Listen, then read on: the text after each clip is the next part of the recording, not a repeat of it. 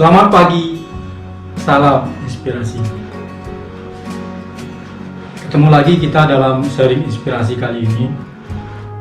Kali ini kita akan coba bahas tentang fenomena yang banyak terjadi di tengah masyarakat, khususnya di media sosial.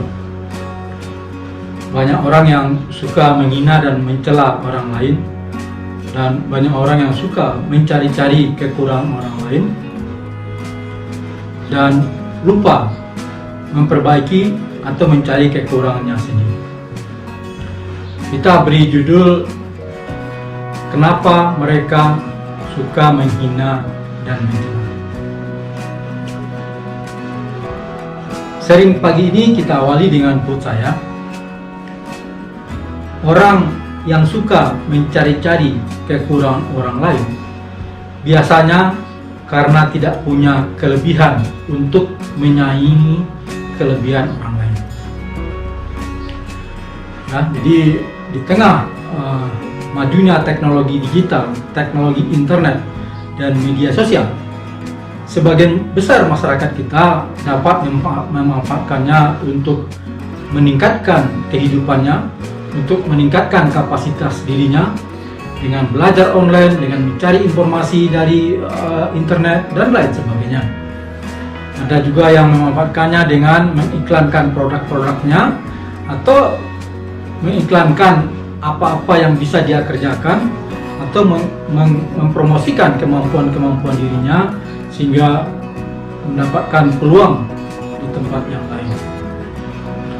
Namun di sisi yang lain, sebagian kecil masyarakat itu justru fokus memanfaatkannya untuk hal-hal yang negatif, yang merugikan dan tidak berguna. Seperti suka memposting berita-berita hoax, mengedit berita-berita yang sebenarnya positif lalu menjadi negatif, sampai akhirnya ada yang berurusan dengan hukum. Jadi di samping merugikan orang lain, juga merugikan dia, merugikan dirinya sendiri, bisa masuk penjara dan bisa merusak nama baiknya. Nah, kalau penonton YouTube ingin melihat mereka-mereka yang suka menghina dan mencela itu, apakah dengan mencari data-datanya, searching di Google atau googling istilahnya. Nah, kami yakin, kami sudah pernah melakukannya. Itu 99% orang yang suka menghina dan mencela itu adalah mereka yang tidak punya karya dan tidak punya prestasi yang pantas dihargai dan dihormati. Dan di sisi lain, kita lihat orang-orang yang punya karya besar, orang yang sangat hebat ya, sampai diakui di luar negeri sana, seperti almarhum B.J. Habibie dan putra-putranya, itu saya belum pernah lihat beliau-beliau itu menghina dan mencela orang lain. Jadi sebagai pencerahan buat kita semua, agar anak bangsa ini tahu, bisa memilih dan memilah mana orang yang baik dan mana orang yang tidak baik. Nah, untuk level lainnya ada juga beberapa orang yang sebelumnya dikenal baik ya, punya sopan santun, punya etika, tetapi begitu dicopot dari jabatannya, dia kecewa lalu mengumbar kebencian, ya, menghina dan mencela. Padahal kalau mereka betul-betul punya kemampuan lebih, yang tentu mereka kalaupun sudah dicopot dari pemerintahan, mereka akan dipakai atau ditangkap oleh perusahaan-perusahaan swasta. Contoh yang paling nyata kita lihat adalah Bapak Jonan, ya, mantan Menteri Perhubungan dan mantan Menteri SDM. Itu beliau kalau jadi pembicara sekarang sudah menjadi pembicara top, ya, dan beliau ditawarin jadi komisaris di beberapa perusahaan swasta. Begitu juga dengan Bapak Dorjatun Kunchorojati yang pernah satu waktu mengisi kuliah umum berbarengan dengan kami di Universitas Negeri Padang.